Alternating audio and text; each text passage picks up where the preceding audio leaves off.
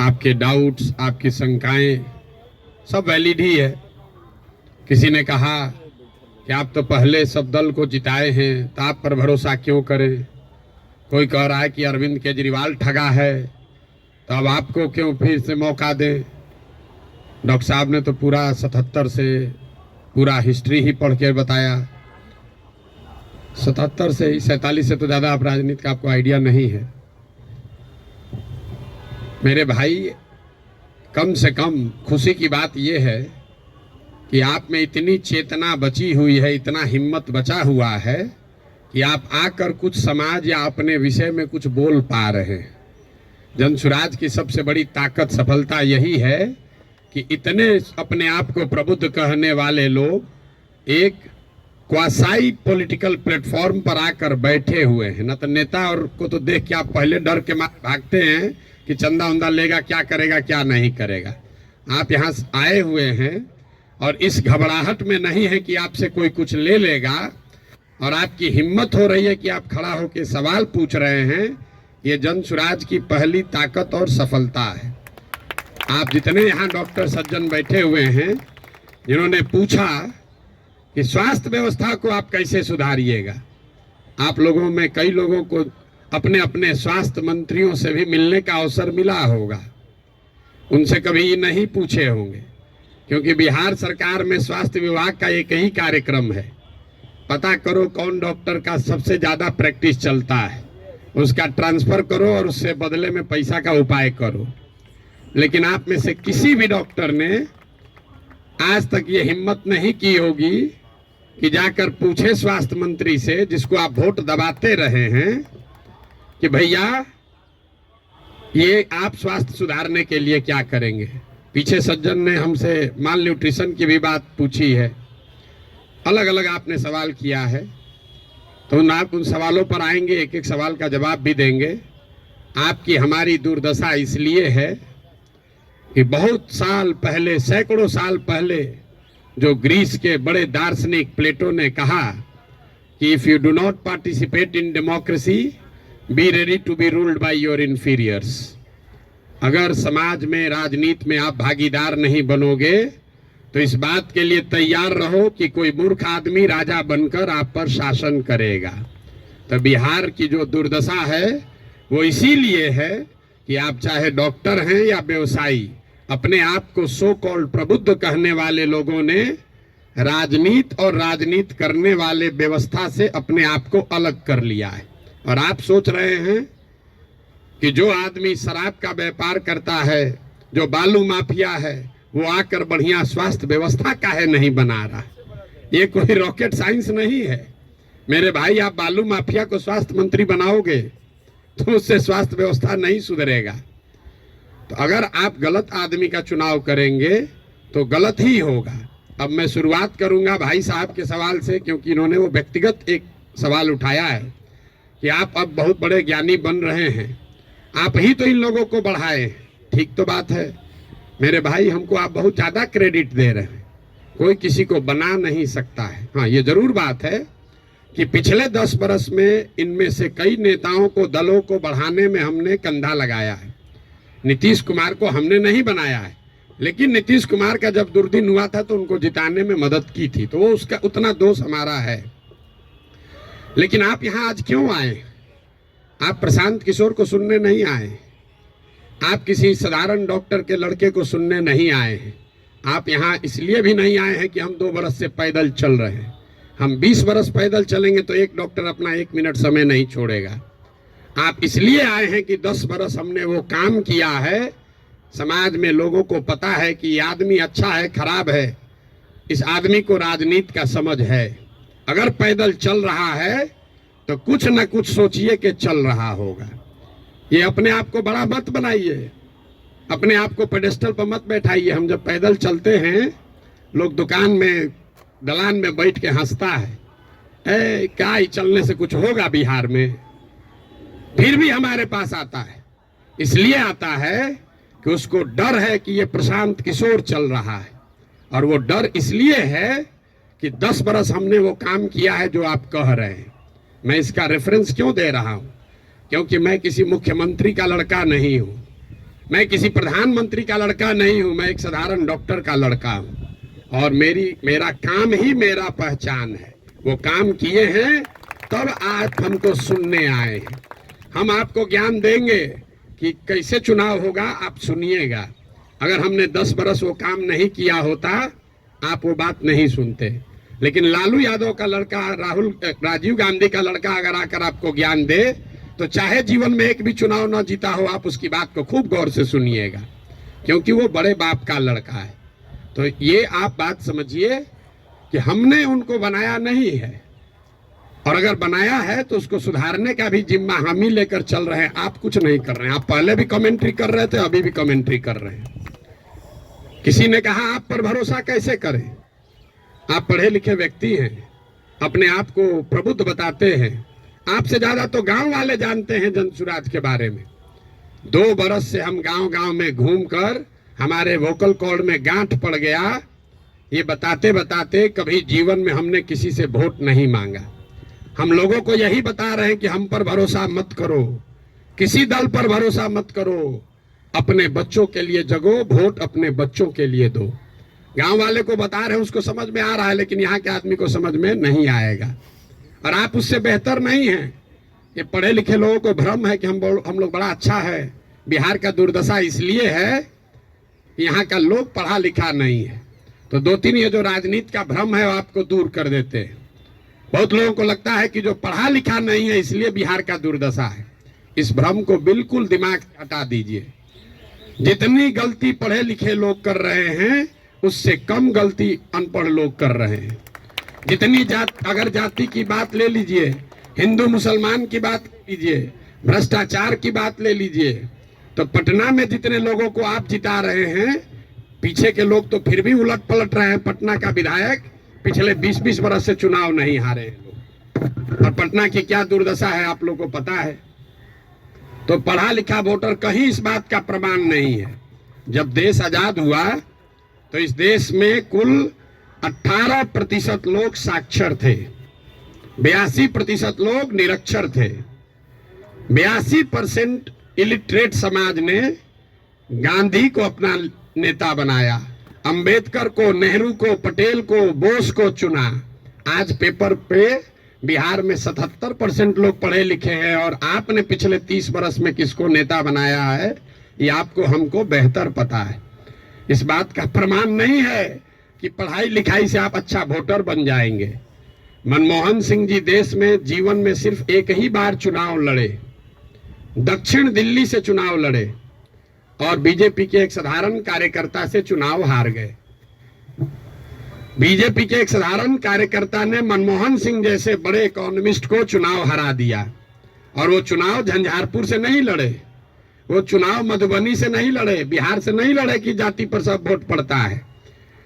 दक्षिण दिल्ली के उस लोकसभा से लड़े जहां पर सबसे ज्यादा पढ़े लिखे, सबसे ज्यादा high capita per capita income वाले लोग वोटर हैं। उन्होंने मनमोहन सिंह जैसे बड़े इकोनॉमिस्ट को छोड़कर एक साधारण कार्यकर्ता को चुना। इसका कोई प्रमाण नहीं है। हम लोग घर में कहते हैं कि हमारी दादी पढ़ी लिखी नहीं थी लेकिन बड़ा समझदार थी। लड़का पढ़ लिख गया है लेकिन बड़ा लंपट है। आप पढ़े लिखे होकर भी बहुत बड़े बेवकूफ हो सकते हैं, और नहीं पढ़ा लिखा व्यक्ति भी बहुत समझदार हो सकता है। इसका मतलब ये नहीं है कि पढ़ाई की महत्ता नहीं है। पढ़ाई सिर्फ आपको इतना ही करता है कि आप इंफॉर्मेशन को प्रोसेस करने की आपकी क्षमता बढ़ जाती है, उसको आर्टिकुलेट करके प्रेजेंट करने की आपकी क्षमता बढ़ जाती है। आपकी प्रोसेस, आप उससे बहुत वाइज हो जाएंगे, ऐसी बात नहीं है। दूसरा जो भ्रम आपने बताया, बिहार में तो सब वोट जाते पर पड़ता है, भाई साहब ने बताया, आपने उसका काउंटर भी किया। लेकिन ये सबसे ज्यादा पूछे जाने वाला सवाल है। पिछले 2 बरस से हर आदमी, हर सभा, हर मीटिंग में ये कोई ना कोई जरूर पूछता है, भैया सब तो ठीक है, जाति से कैसे निपटिएगा। तो पहली बात तो ये समझिए कि जाति जो है वो सिर्फ बिहार की सच्चाई नहीं है, जाति पूरे भारत की सच्चाई है, यहाँ के समाज की सच्चाई है। जाति की महत्ता जितनी बिहार में है इतनी ही आंध्र प्रदेश में है, इतना ही कर्नाटक में है, इतना ही गुजरात में है, इतना ही यूपी में है। आप में से कोई भी ऐसा आदमी नहीं है यहाँ जो उन राज्यों में जाकर राजनीति किया है या वहां चुनाव लड़ाया है? आप हमको बताइए, वोकालिगा और लिंगायत अगर कर्नाटक में नहीं है तो क्या बिहार में है? पटेल और क्षत्रिय अगर गुजरात में नहीं है तो क्या बिहार में है? कहाँ जाति नहीं है? जाति हर जगह है। और ये आपको हमको हमारे दिमाग में ये बैठा दिया गया है कि बिहार में सब चीज जाति पर ही होता है। इस चीज को एग्जामिन कीजिए कि क्या बिहार में सब लोग वोट जाति पर देते हैं? तथ्य पर जाइए, दैनिक जागरण पर लेख पढ़कर दिमाग मत बनाइए। हम आपको 4 उदाहरण अभी देंगे, आगे क्या होगा छोड़ दीजिए, पीछे क्या हुआ है वो बताते हैं, आपको अपने आंख खुलेगा। 1984 में बिहार में कांग्रेस को बहुत बड़ी सफलता मिली थी। करीब करीब उस समय बिहार झारखंड जो एक साथ था, 54 में 53 सांसद कांग्रेस के जीते थे। यहां बैठे जितने साथी हैं उनसे पूछूंगा उस समय कांग्रेस को कैसे वोट पड़ गया।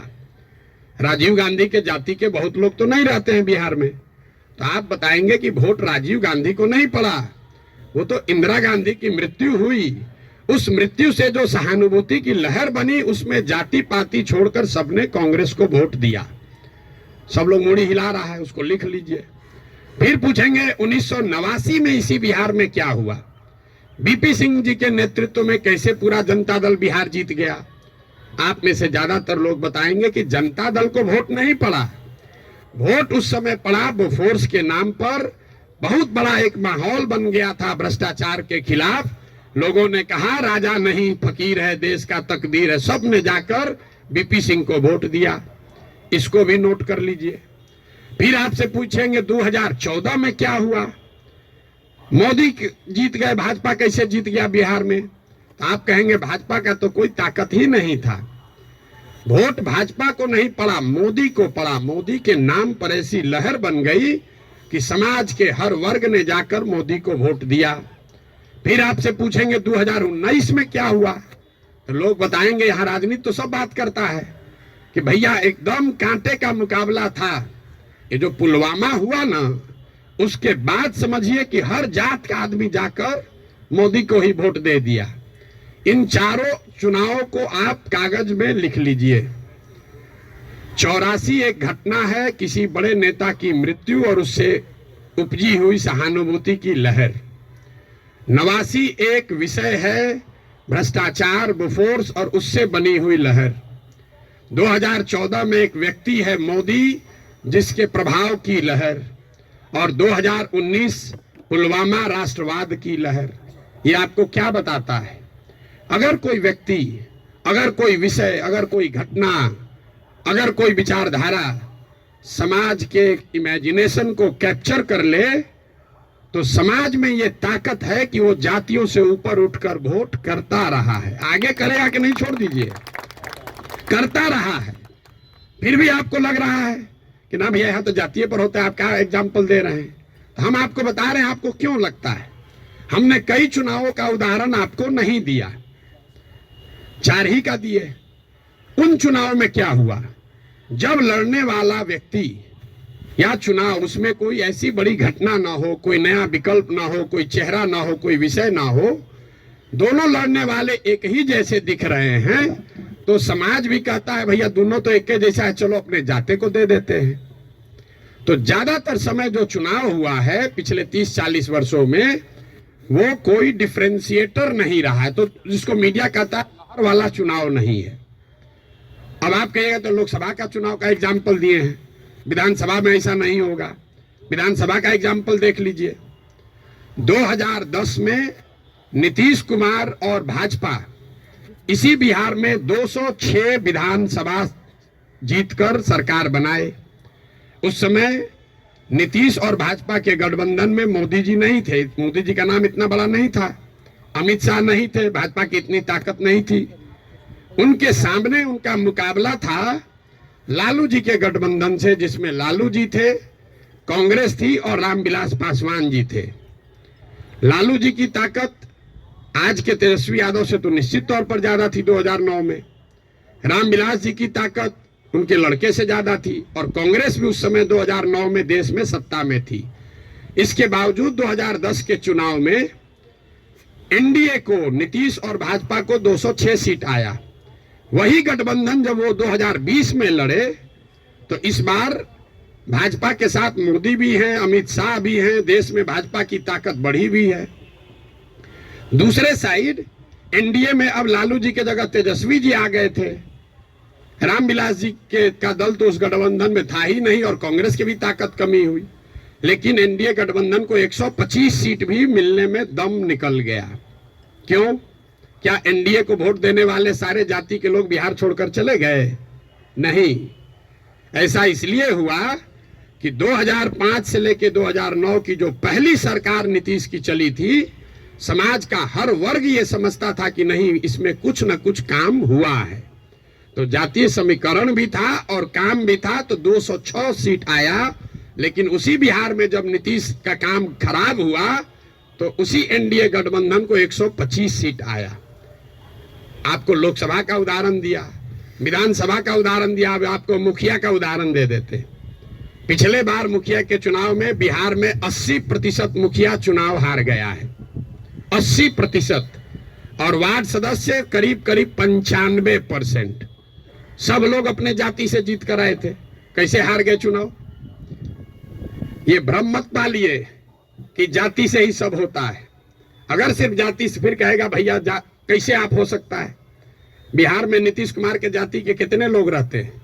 2-2.5% रहते होंगे। लालू जी के जाति के कितने लोग रहते हैं? 15% लोग रहते हैं। आप पूरे भारतवर्ष में जो कहीं भी जहां भी मुख्यमंत्री है, आंख बंद करके जाके देख लीजिएगा, कोई भी ऐसा आदमी किसी राज्य में मुख्यमंत्री नहीं है जो वहां के जाति की, जिसके जाति की संख्या सबसे ज्यादा है। ये उल्टा चलता है। ये आपको हमको लगता है कि जिसका जाति संख्या ज्यादा रहेगा मुख्यमंत्री बन जाएगा। जिसकी जाति की संख्या सबसे ज्यादा हो, उस जाति के आदमी को वो राज्य जीतना करीब करीब इम्पॉसिबल है, नहीं जीत सकता है। क्योंकि उस जाति से दूसरे समाज के लोग डरते हैं। वो सोचता है ये आएगा तो सब कब्जा कर लेगा, तो उसके खिलाफ कंसोलिडेशन भी होता है। आप यही नहीं, बंगाल देख लीजिए, यूपी देख लीजिए, तेलंगाना देख लीजिए, आंध्र देख लीजिए। आंध्र प्रदेश में भी नायडू जीत कर आए, कंबक कम्युनिटी के हैं, उसकी जाति की संख्या 6% है। बगल में योगी जी हैं, राजपूतों की संख्या 4% है। उसके बगल में मध्य प्रदेश में यादव जी हैं, उनकी संख्या 5% से कम है। राजस्थान देख लीजिए, आप कहिए वो तो भाजपा का है, जितना रीजनल पार्टी है सबका उठाकर देख लीजिए, कहीं पर भी जिस जाति की संख्या सबसे ज्यादा है उसका नेता मुख्यमंत्री नहीं है। अब फिर यहाँ गलतफहमी का आदत है, कहेगा ना नीतीश तो पिछड़ा का नेता है। तो भाई अगर कोई नीतीश जी पिछड़ा का समीकरण गोलबंदी कर सकते हैं तो आप भी कर सकते हैं। आपको कौन रोका है? किसने रोका है कि कुशवाहा का जाति का कोई नहीं कर सकता है, या कोई ब्राह्मण नहीं कर सकता है, कोई राजपूत नहीं कर सकता है? भाई अगर कुर्मी समाज का आदमी कर सकता है तो कोई मुसहर भी कर सकता है, कोई कुशवाहा भी कर सकता है, कोई राजपूत भी कर सकता है। आप में वो क्षमता होनी चाहिए, वो प्रयास करने की का मादा होना चाहिए।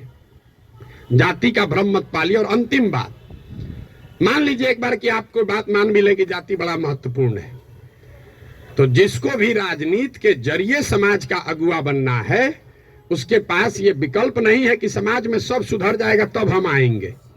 सब आदमी कहता भैया करना तो चाहते हैं लेकिन बिहार में जातिवाद बड़ा है। अरे भाई, तो जब जातिवाद खत्म हो जाएगा तब राजनीति करने आओगे, तो ना जाति कभी खत्म होगा ना कभी आओगे। और अगर खत्म हो ही जाए, अगर भ्रष्टाचार खत्म हो जाए, जातिवाद खत्म हो जाए, बाहुबल खत्म हो जाए, तो आपके हमारे आने की जरूरत क्या है? जो खत्म किया है उसी को आगे रहना चाहिए। आपकी हमारी जरूरत तभी तो है। राजनीतिक अगुवा जिसको बनना है उसको समाज की कमजोरी और उसकी ताकत के रहते हुए ही उसका अगुवाई करना है। आप उससे अलग नहीं हट सकते। किसी ने भ्रष्टाचार की बात कही, भ्रष्टाचार पर आपका क्या प्रोग्राम है? कोई प्रोग्राम नहीं।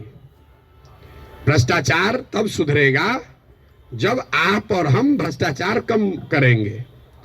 हम हर गांव में कहते हैं कि जिस गांव में हम 5000 गांव में पैदल गए, गांव में सबसे पहले हल्ला कौन करता है कि बड़ा भ्रष्टाचार है, मुखिया चोरी कर रहा है, नाली गली नहीं बना रहा है, राशन कार्ड में पैसा ले रहा है, इंदिरा आवास में 20,000 लग रहा है, दाखिल खारिज में 10-15 हजार रुपया लग रहा है।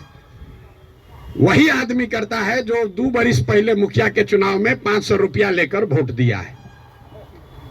सबसे पहले जो डॉक्टर साहब 50,000 रुपया देके खुद ट्रांसफर कराए हैं, बुरा नहीं मानिएगा, हमारे बाबूजी भी प्रैक्टिशनर थे, कि हमारा प्रैक्टिस ना गड़बड़ाए, हेल्थ मंत्री हमसे पैसा लेके हमको पोस्टिंग कर दे, अब बाकी सबके लिए ईमानदार हो जाए।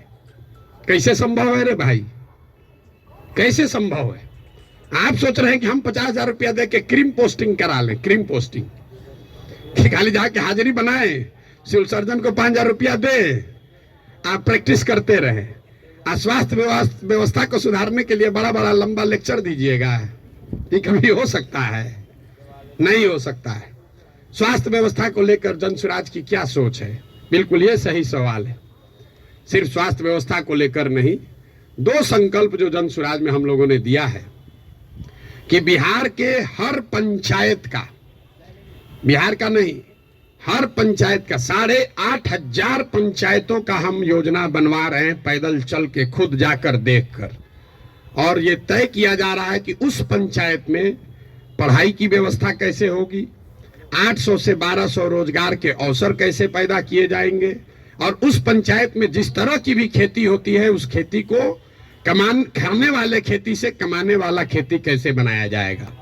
ये 8,500 कार्यक्रम, 8,500 डॉक्यूमेंट जारी करेंगे। आप में से ज्यादातर लोगों को पढ़ने का भी समय नहीं होगा, लेकिन 8,500 पंचायतों का अलग अलग योजना बनाकर जारी करेंगे चुनाव से पहले।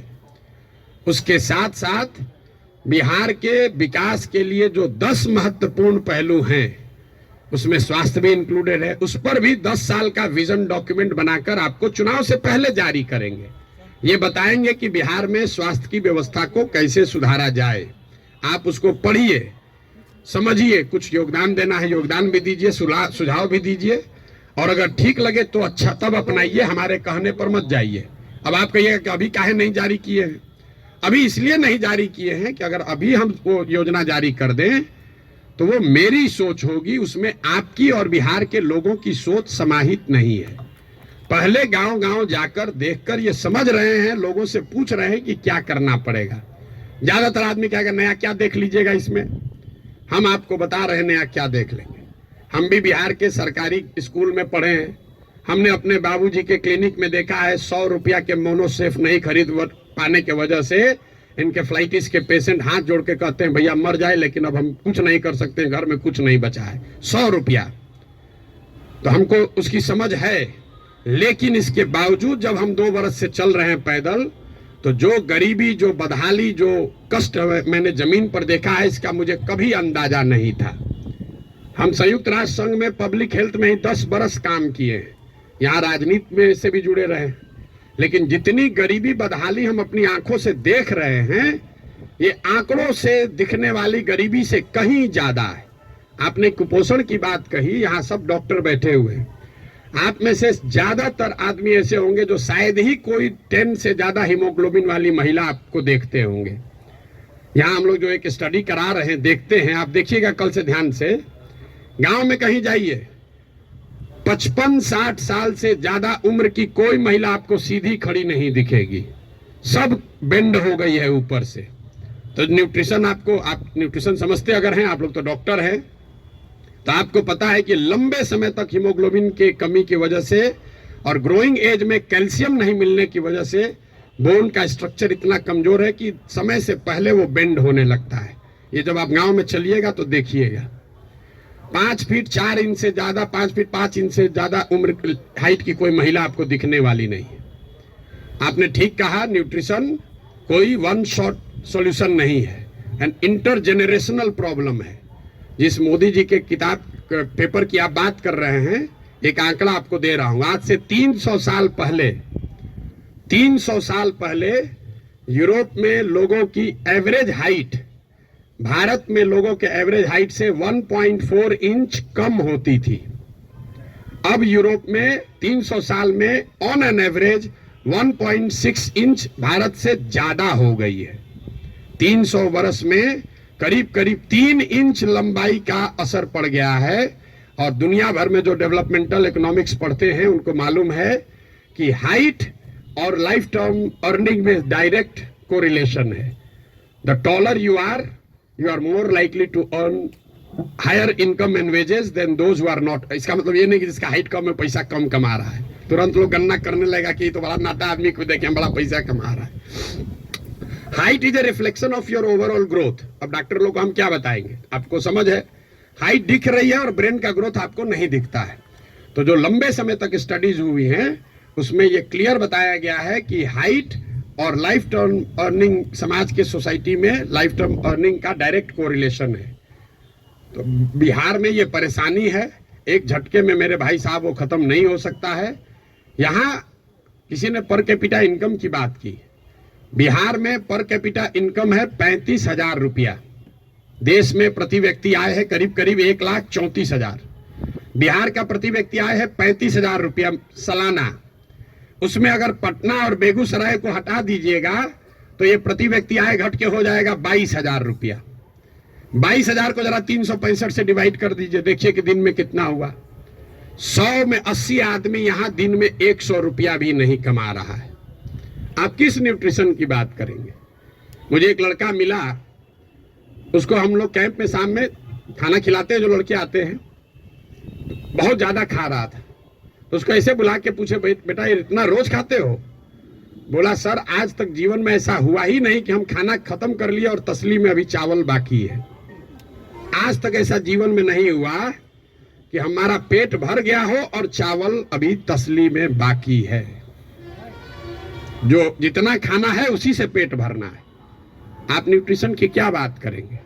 इन बातों की चर्चा आपने ठीक कहा जनसुराज में नहीं करते। क्या करें, उसको जो सीधी बात बता रहे हैं कि 100 रुपया नहीं कमा रहे हो ये समझे में नहीं आ रहा है, तो उसको कैल्शियम और हेमोग्लोबिन का कमी बताएंगे तो उसको बुझाएगा। हमको उसको उस भाषा में समझाना है जो उसको समझ में आए। आप बहुत बड़े ज्ञानी हैं, आप व्यवस्था को सुधारना चाहते हैं, सुधारिएगा तब ना जब व्यवस्था में आइएगा। तो व्यवस्था में आने के लिए आपको उस भाषा का, उस विषय का, उस तरीके का इस्तेमाल करना है ताकि आप व्यवस्था में चुनकर आए, तभी तो ये बनेगी बात। किसी ने कहा आम आदमी पार्टी की तुलना, आपको एक पैसे भी समझ नहीं है कि जनसुराज क्या है और आम आदमी पार्टी क्या है। आम आदमी पार्टी आंदोलन से निकली हुई एक पॉलिटिकल व्यवस्था है और जनसुराज में प्रशांत किशोर का, जनसुराज का आंदोलनों में कोई यकीन नहीं है। हम रोज ये बात कम से कम 100 दफे कह चुके हैं। जनसुराज आंदोलन नहीं है, इसको जेपी के आंदोलन से कंपेयर मत कीजिए और इसको आम आदमी पार्टी के आंदोलन से कंपेयर मत कीजिए, क्योंकि आंदोलन है ही नहीं। क्यों नहीं है? हमको लोग आगे कहता है भैया आंदोलन कीजिए उससे बिहार सुधरेगा। मेरा आंदोलनों में कोई यकीन नहीं है, क्योंकि मानव सभ्यता का इतिहास आपको बताता है, पूरे दुनिया का, बिहार का, भारत का नहीं, पूरे दुनिया का मानव सभ्यता का इतिहास ये आपको बताएगा कि आज तक किसी भी आंदोलन से, फ्रांस की क्रांति को अगर आप अपवाद के तौर पर हटा दीजिए तो किसी भी रेवोल्यूशन से, आंदोलन से कभी समाज का भला नहीं हुआ है। आंदोलन और रेवोल्यूशन जो है वो किसी को सत्ता से हटा सकता है। वो तेज हथियार है जिससे आप बड़े से बड़े वृक्ष को काट सकते हैं, उससे आप नए समाज का निर्माण नहीं कर सकते। भाई साहब खड़ा होकर जेपी का आंदोलन का एक उदाहरण दे रहे थे। मेरे भाई, जेपी का आंदोलन कहाँ कहा गया है? आप तो जेपी के आंदोलन में शायद जुड़े हुए हैं, आपने दावा किया। जेपी के आंदोलन में कहाँ कहा गया है कि बिहार को सुधारा जाएगा? जेपी के आंदोलन का नारा था संपूर्ण क्रांति, इंदिरा गांधी को हटाओ। तो उस आंदोलन की, क्रांति की इतनी ताकत थी, इंदिरा गांधी को हटा दिए। नया व्यवस्था बनाने की बात कहां कही गई थी? अरविंद केजरीवाल या आम आदमी पार्टी ने नई व्यवस्था की बात कहां कही? उन्होंने कहा भ्रष्टाचार हटाओ। हम तो नहीं कह रहे भ्रष्टाचार हटाओ, क्योंकि दुनिया में कहीं इसका कोई प्रमाण नहीं है कि कोई एक कानून बनाकर आप भ्रष्टाचार खत्म कर देंगे। ये तो सतत प्रक्रिया है। जिन देशों ने भ्रष्टाचार पर अंकुश लगाया है, दुनिया में सबसे ईमानदार देश कौन है? जो स्कैंडिनेवियन कंट्रीज हैं, फिनलैंड, स्वीडन, नॉर्वे, डेनमार्क, वहां जाइएगा, वहां करप्शन मिनिमम है। आप जाकर उसका अध्ययन कीजिए कि वहां कैसे करप्शन कम हुआ। वहां अरविंद केजरीवाल थोड़े पैदा हुए थे, वहां जन लोकपाल करके कोई विधायक नहीं पारित हुआ। वहां भ्रष्टाचार 4 तरीके से कम हुआ है। पहला, समाज में ये जागृति बनी लंबे समय में कि अच्छे और स्वच्छ लोगों का चुनाव करो, मतलब इलेक्टोरल प्रोसेस को जहां तक हो सके उसको स्वच्छ बनाया गया। आप में से कुछ लोग सोशल मीडिया पर अभी देखे होंगे, नीदरलैंड्स का प्रधानमंत्री अभी आज से करीब 2 हफ्ते पहले 12 बरस प्रधानमंत्री रहने के बाद हटा है, तो वो साइकिल से अपने घर से अकेले निकल रहा है। तो वहां की समाज ने ये व्यवस्था बनाई कि स्वच्छ लोग स्वच्छ तरीके से वोट करें, स्वच्छ लोगों को चुने। दूसरा उन्होंने क्या किया, उन्होंने बहुत बड़े स्तर पर जन भागीदारी लोकतंत्र को समाज में उतारा। सिर्फ सरकार चुनने की व्यवस्था को लोकतंत्र नहीं बनाया, जो सरकार के नीतिगत फैसले हैं उसमें समाज की भागीदारी करी। और चौथा, बहुत बड़े स्तर पर टेक्नोलॉजी का इस्तेमाल हुआ है। आप लोग जितने लोग आए हैं, ज्यादातर लोग नल जल योजना के बारे में सुने समझे होंगे, बहुत यहाँ ब्यूरोक्रेट लोग भी बैठे हुए हैं। नल जल योजना में अभी तक सरकार यही चक्कर में बहस में पड़ी है कि वहां चल रहा है कि नहीं चल रहा है। 25,000 करोड़ रुपया खर्चा हो गया। उसी सरकार में स्मार्ट मीटर लगाकर लोगों को यह पता है कि बिजली कितना कंज्यूम हो रहा है, लेकिन नल जल में अगर स्मार्ट मीटर लगाया होता तो कम से कम इतना तो पता चलता कि पानी चल रहा है कि नहीं चल रहा है। 25,000 करोड़ रुपया खर्चा कर दिया, लेकिन पानी को निकलने, मापने, उस पर बिल करने का कोई टेक्नोलॉजिकल सॉल्यूशन नहीं ढूंढा। तो ये 4 चीजें जो हैं उसको करके भ्रष्टाचार पर अंकुश लगाया जा सकता है। लोकतांत्रिक व्यवस्था को जहां तक हो सके उसको भ्रष्ट लोग और भ्रष्ट पैसे से बचाया जाए। दूसरा, जनता को नीतिगत मामलों में शामिल किया जाए। तीसरा, उनको भागीदार बनाया जाए, सरकारी सत्ता और संसाधन का विकेंद्रीकरण हो। और चौथा, बड़े पैमाने पर टेक्नोलॉजी का प्रयोग हो। अगर ये चारों का इस्तेमाल करेंगे तो भ्रष्टाचार पर अंकुश लगाया जा सकता है। खत्म ना हो सकता है, ना होने का हम दावा कर रहे हैं। तो वो सब बात मत कहिए कि हम आप कैसे खत्म कीजिएगा, हम ना खत्म करेंगे, हमारे बस का ही नहीं, हमारे कैसे खत्म हो जाएगा। सीओ साहब का 40 लाख रुपया लेके पोस्टिंग कीजिएगा, सीओ पैसा नहीं लेगा दाखिल खारिज में, ऐसा संभव है? 40 लाख रुपया लेकर अगर सीओ से को आप पोस्टिंग कीजिएगा, थाना दीजिएगा, अगर किसी थानेदार को 20 लाख रुपया लेके, तो पैसा कैसे नहीं लेगा? लेगा ही लेगा। अब आपका एक और सवाल लोगों का जो रहता है, भैया इस पर कैसे भरोसा करें?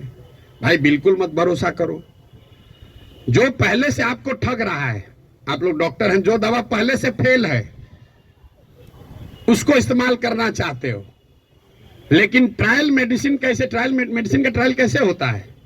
आपको मालूम है कि इसकी 100% गारंटी नहीं है, लेकिन फिर भी कहते हैं अच्छा पेशेंट मर रहा है, उसका कंसेंट लेकर आप ट्रायल मेडिसिन देते हैं कि 20% भी चांस अगर कहीं लग गया तो ठीक हो जाएगा। आप जनसुराज को वही ट्रायल मेडिसिन ही समझ लीजिए। पहले वाला तो पहले से एक्सपायर है। बताइए यहाँ के लोगों के बुद्धिमत्ता का जरा आलम देखिए।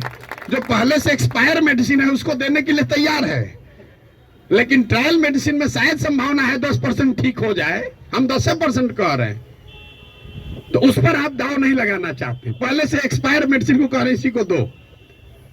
भाई किसको कंपेयर कर रहे हैं आप? अगर 2 यहाँ नई व्यवस्था बन रही हो तो जरूर आपका वैलिड सवाल है कि भाई आम आदमी पार्टी को दे कि जनसुराज को दे। लेकिन जब पहले से तीनों एक्सपायरी मेडिसिन है, उसके सामने कुछ भी नया हो रहा है, तो आपको तो कहना चाहिए नहीं चलो एक बार ट्राई करके तो देखते हैं। यहाँ तो 30 बरस से खत्म ही हो रहा है। मेरा आपसे इतना ही अनुरोध है, आग्रह है। आपने ड्राइंग रूम में रहकर बहुत बात कर ली, अपने चैम्बर में रहकर बहुत बात कर लिया, आप समाज की चिंता करने वाले लोग हैं, लेकिन इसी अव्यवस्थित समाज से आपने अपने और अपने परिवार के लिए कुछ कर लिया है। अब ये समय है कि थोड़ा ही सही कुछ न कुछ अपने इस मिट्टी के लिए, अपने समाज के लिए वापस कीजिए। प्रशांत किशोर पर भरोसा मत कीजिए।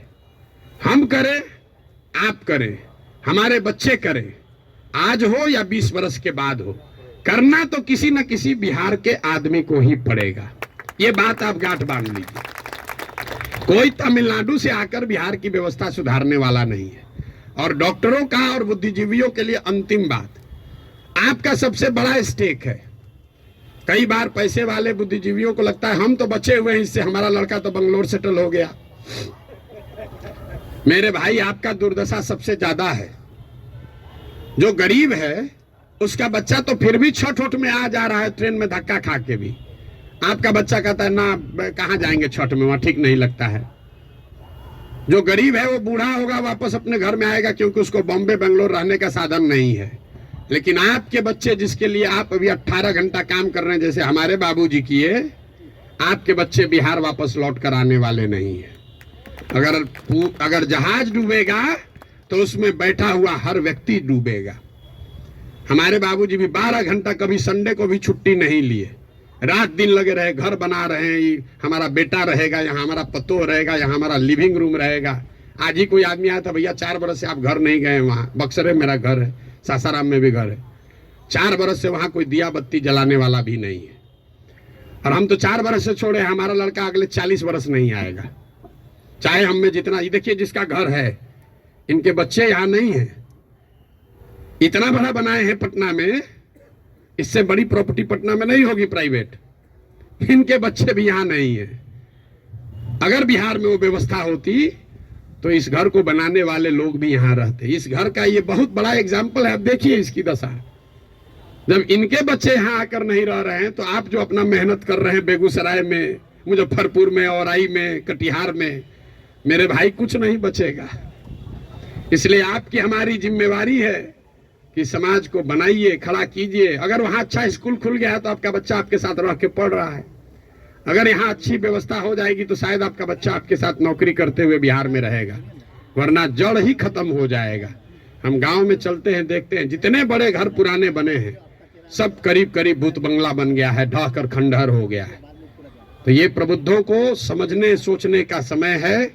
एक अवसर अगर मिला है, आपके पास जो भी क्षमता है, जिस तरीके से भी, कुछ नहीं है, आप कम से कम मन से आशीर्वाद तो दीजिए। सवाल क्या कर रहे हैं? आपको कोई कहता सवाल करने, हमको कोई दिक्कत नहीं, दिन भर आप सवाल कीजिए, हम तो दिन रात यही काम करते हैं। लेकिन सवाल करके आप किसी का भला नहीं कर रहे हैं, आप अपना ही नुकसान कर रहे हैं। अरे कुछ नहीं कीजिए, कम से कम कुछ अच्छा हो रहा है उसके समर्थन में एक आवाज तो लगाइए। वो भी नहीं कर सकते हैं, गुड विशेष आशीर्वाद तो दे सकते हैं। आपसे तो कोई पैसा मांगा नहीं, वोट तो देने आप जाइएगा नहीं, ऐसे भी वोट देने तो ऐसे भी नहीं जाइएगा। आपका वोट है, आप अपने को जबरदस्ती बैठाए हुए हैं एवरेस्ट पर। आपको पूछ कौन रहा है? आपको पूछ कोई नहीं रहा है। तो अपने आप को रेलेवेंट बनाइए, ताकि आपके आने वाली पीढ़ी इस जमीन से जुड़ी रहे। आप जिस काम को करने के लिए अपना अभी जीवन खपा रहे हैं, आपके पास 1 मिनट नहीं है कि सांस भी ले।